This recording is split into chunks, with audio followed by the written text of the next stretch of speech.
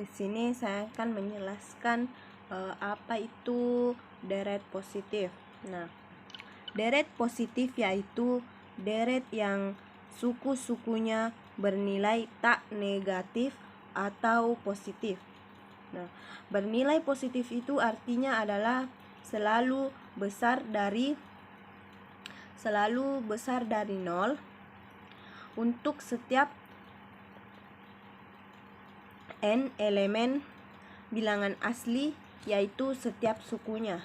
Jadi dengan kondisi deret kita positif, kita bisa menggunakan beberapa uji untuk menentukan kekonvergenan deret tersebut.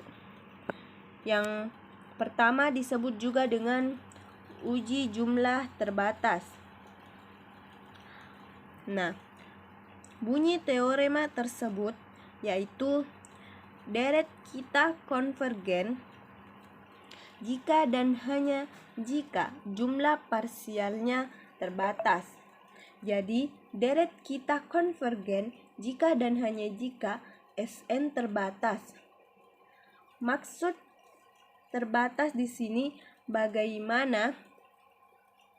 Jadi, Sn terbatas di mana Sn lebih kecil atau sama dengan suatu bilangan M. Maka ketika kita sudah bisa menentukan atau memastikan bahwa Sn lebih kecil atau sama dengan suatu bilangan, kita bisa memastikan An atau deret kita itu pasti konvergen. Karena berlakunya jika dan hanya jika. Jadi, ketika kita menemukan Sn-nya terbatas, ini sudah pasti konvergen. Atau ketika kita tahu An-nya konvergen, Sn-nya pasti terbatas. Nah, di sini ada contoh soal. Contoh soalnya itu berbunyi, buktikan bahwa deret n faktorial itu konvergen. Di sini kita mau mengecek keterbatasan Sn-nya. Kan kita diminta untuk menentukan deret n faktorial.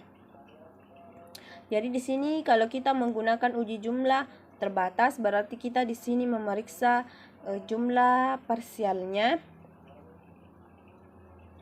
Kita bisa lihat penjabaran ini. Penjabaran ini lebih kecil siapa? Nah, cara bagaimana untuk menemukan ini? Untuk menemukan si bilangan ini atau ngecek apakah benar dia kecil atau sama dengan sesuatu. Nah, kita mulai dari n faktorial. Jadi ini memang melekat dengan modifikasi atau manipulasi aljabar. Nah, n faktorial kita bisa tuliskan sebagai setiap angka. Nah, setiap angka lebih besar dari 2 seperti ini, 3 dan 4, kita ganti menjadi 2. Nah, maka persamaannya akan menjadi lebih besar sama. N faktorial ini akan lebih besar sama dari 1, 2, 2, dan 2. Nah, kenapa seperti ini? Ya, kan kita mau cari dia besar dari siapa? Dia besar dari siapa? Jadi ini pasti n faktorial yang di atas ini lebih besar nilainya daripada yang di bawah ini. Jadi di sini kita tuliskan n faktorial lebih besar sama 1 kali 2 kali 2 kali 2. Bisa tuliskan n faktorial ini kan sebanyak 2-nya ini, sebanyak n dikurang 1 buah, sehingga n faktorial kita lebih besar dari 2 dikali n dikurang 1. Nah, sedangkan yang ingin kita tahu adalah 1 1 per n faktorial. Nah, kita bisa balikkan ini seper n faktorial. Tandanya nih, tandanya juga dibalik seper 2n pangkat seper 2n dikurang 1. Setiap suku deret tersebut berlaku di sini. Maka kita bisa tuliskan kembali deretnya itu seperti ini. Jadi kalau kita ingin menguraikan ini, jadi deret ini bisa deret ini kan, deret sedia ini bisa menjadi Sn. Dari sini kita bisa lihat bahwa bentuk ini adalah bentuk deret geometri. Maka seper 2 bisa diganti menjadi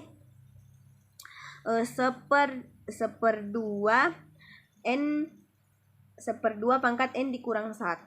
Dari seper 2 n kurang. Nah, seperti ini, seper 2 pangkat n dikurang 1. Dari sini kita tahu bahwa angka 1, sini angka 1 ada di depannya, itu adalah A. Dan seper 2 pangkat n kurang 1 adalah sini adalah R. Dari sini kita bisa dapatkan nanti rumus dari Sn itu sendiri. Sini A itu 1 dikali R. Nah, R itu 1 per seper 2 pangkat 2 per 1 seper 2. Nah, ini kan Sn-nya 2 dikali 1 per seper 2 pangkat, di sini ada ya pangkat n. Dari sini kita bisa lihat bahwa 2 kali 1 dikurang seper 2 pangkat n dengan n-nya itu bilangan asli. Bisa kita pastikan bahwa 1 dikurang seper 2 pangkat n ini nilainya itu lebih kecil dari 1, lebih kecil dari 1. Nah, otomatis dia ini lebih kecil dari 2, sehingga kita menemukan bahwa Sn kita itu terbatas di 2. Nah, Sn yang mana ini? Nah, Sn yang dideret kita di awal. Kan tadi kita cari Sn-nya kecil siapa? Nah, kan kita sudah temukan Sn-nya itu kecil 2 atau terbatas di 2. Mau berapapun nanti R-nya. Nah, jika Sn-nya itu terbatas, jadi dia itu deret konvergen jika Sn-nya terbatas. Uji integral. Misalkan f fungsi yang kontinu, tan negatif dan tan naik. Jadi di sini terdapat 3 syarat, di mana syarat itu yaitu kontinu, tan negatif atau fungsi positif, dan tan naik atau fungsi turun. Jadi ini adalah salah satu contoh grafiknya. Jadi di sini positif, turun, dan kontinu. Sekarang kalau kita punya fungsi yang memenuhi 3 syarat ini, dan kita bisa menuliskan sebuah barisan yang sama dengan fungsi tersebut, maka deret dari suku barisan tersebut atau deret dari barisan tersebut itu akan konvergen jika dan hanya jika integral dari fungsi kita ini konvergen juga.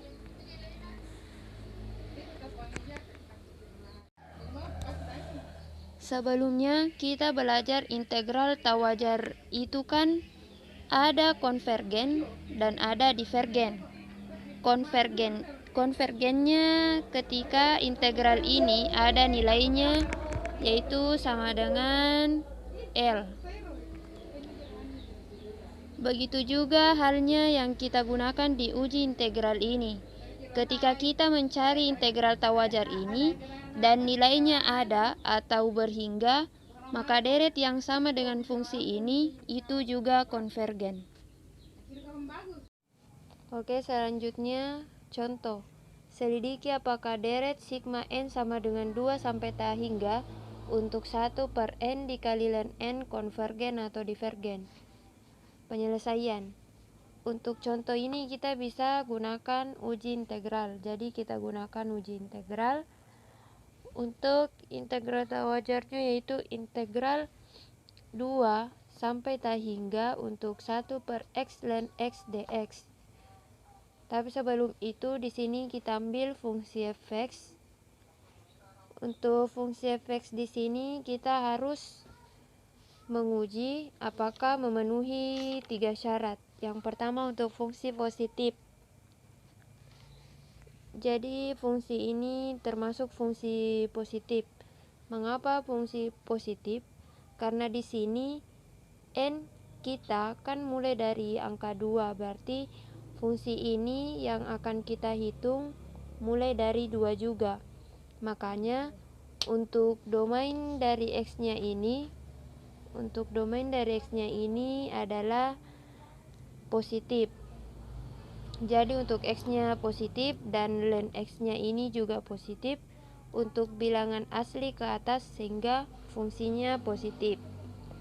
Kemudian selanjutnya kita cek apakah dia fungsi turun. Jadi ketika x-nya membesar dan ln x-nya juga akan membesar. Ketika penyebut membesar, ini pasti hasil fungsinya akan mengecil. Jadi ini pasti deretnya turun dan deret turun ini kontinu. Karena sudah memenuhi 3 syarat ini, maka kita bisa cek kekonvergenan deret ini melalui uji integral. Oke, kita tinggal mencari integral tak wajarnya. Di sini dilihat bahwa integral 2 sampai tak hingga untuk 1 per x ln x dx. Misalnya di sini dimisalkan u-nya adalah ln x dan du sama dengan 1 per x dx. Maka dapat ditentukan limit t menuju tak hingga integral 1 per u du. Maka dihasilkan yang ini. Limit t menuju tak hingga integral 2 sampai t untuk 1 per x ln x dx sama dengan yang ini, kemudian sama dengan limit t menuju tak hingga ln dikali ln t dikurang ln dikali ln 2. Di sini kita lihat bahwa saat t-nya menuju tak hingga, maka suku ln dari ln t ini menuju tak hingga. Dan ketika ln 2 terus di ln lagi, ln adalah suatu bilangan. Maka tak hingga dikurang tak hingga ini akan menuju tak hingga. Ini akan menuju tak hingga. Dengan menggunakan uji integral, maka integral tak wajar kita di sini yaitu divergen. Selanjutnya yaitu uji lainnya. Sebelumnya, kita sudah memiliki senjata menyelidiki kekonvergenan deret, di antaranya deret geometri, teorema kelinearan deret, deret harmonik, uji suku ke N untuk kedivergenan, deret kolaps, uji integral atau uji deret P. Tetapi, bagaimana jika kita ingin menentukan kekonvergenan dari deret 1 per 1 tambah N pangkat 4 dan deret 2 pangkat N per N faktorial. Dengan catatan, di sini kita masih membahas deret positif. Yang pertama yaitu uji banding biasa. Misalkan AN lebih besar sama dengan 0, lebih kecil sama dengan BN. Untuk N lebih besar sama dengan K, untuk suatu K elemen bilangan asli. Jika deret BN konvergen, maka deret AN konvergen. Jika deret AN divergen, maka deret BN divergen. Dengan catatan kedua pernyataan di atas ekuivalen. Contoh soal, kita mempunyai contoh bahwa deretnya adalah 1 per N pangkat 4 tambah 1.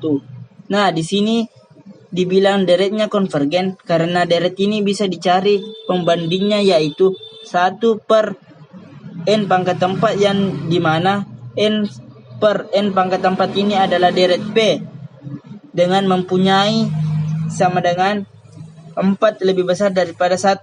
Otomatis nilainya konvergen. Kita coba periksa 1 per N pangkat 4 tambah 1 kita bandingkan dengan suatu deret menjadi 1 per N pangkat 4 tambah 1 itu lebih kecil sama dengan daripada atau lebih besar sama dengan dari apa itu. Nah, untuk mencarinya kita memanipulasi lagi atau kita otak-atik. Kita mempunyai N pangkat 4 sama dengan N pangkat 4. Kalau N pangkat 4 itu kita tambah 1, maka lebih besar N pangkat 4. Nah, sedangkan kita butuhnya yang kecil. Kenapa kita mau mencari si deret yang konvergen? Kenapa deret yang konvergen? Karena kalau deretnya konvergen, maka 1 per N pangkat 4 tambah 1 adalah konvergen. Atau cara lain, kita cari deret yang di belakang dia. Lebih kecil sama dengan 1 per N pangkat 4 tambah 1. Kita pastikan deret di belakang dia divergen. Kita bisa gunakan tanda lebih kecil sama dengan maka deretnya konvergen. Nah, cara lain kita cari deret yang lebih kecil dari dia, maka itu adalah deret divergen. Karena di saat itu mencari deret konvergen jadi menggunakan tanda lebih kecil sama dengan N pangkat 4 tambah 1 lebih kecil N pangkat 4. 1 per N pangkat 4 tambah 1 lebih kecil 1 per N pangkat 4. Kita telah menemukan barisan yang lebih kecil dari dia. Kita tahu 1 per N pangkat 4 ini adalah deret yang konvergen. Kenapa? Karena dari deret P ini A lebih besar 1 karena 1 per N pangkat 4 konvergen, maka berdasarkan uji banding biasa sigma tak hingga N sama dengan 1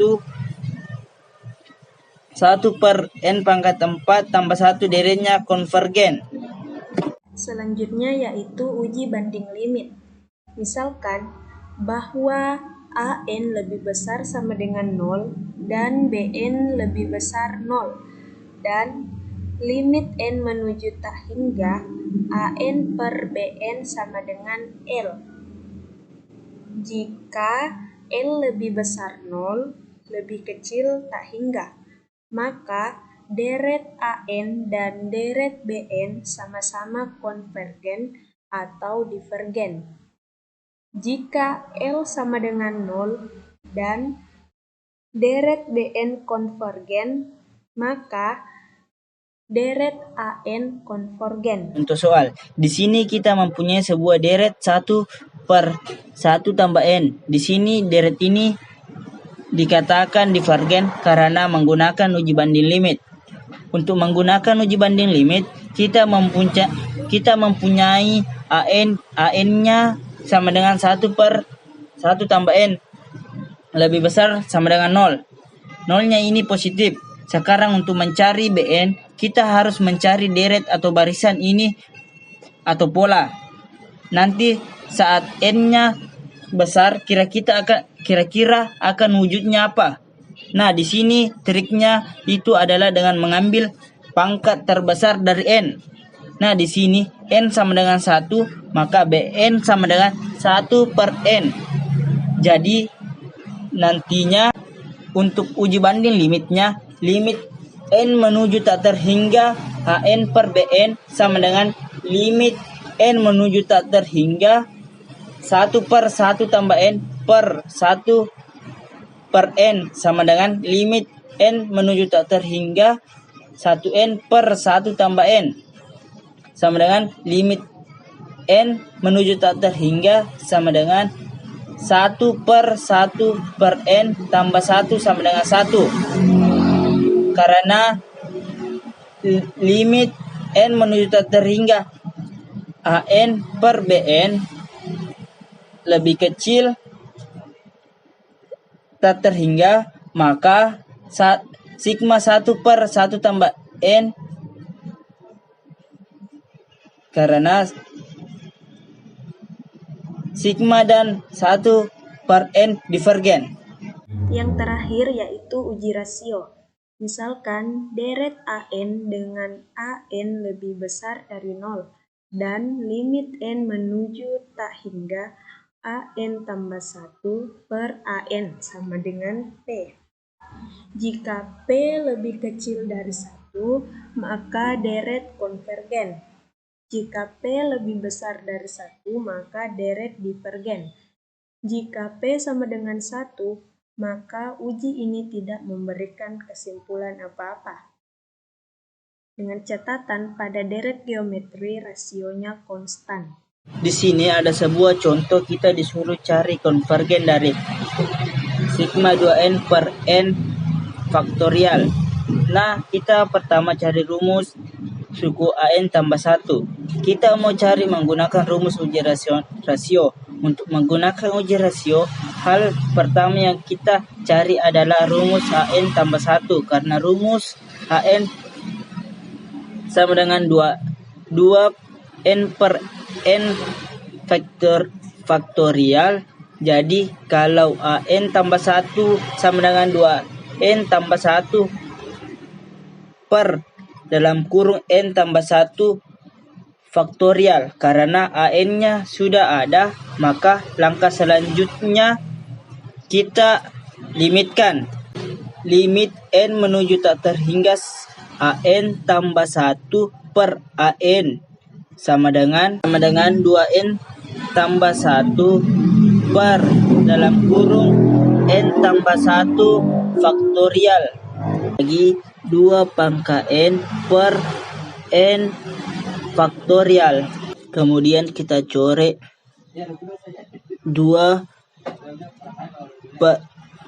pangkat N, jadi sisa 2 per dalam kurung N tambah 1 per 1 per faktorial sama dengan 2 per N tambah 1 sama dengan 0. Ternyata hasilnya 0. Limitnya itu sama dengan 0. Jadi kalau misalnya kecil dari 1, maka nilainya konvergen. Jadi menurut uji rasio, deret sigma jadi deret sigma A per pangkat N per N n faktorial adalah konvergen.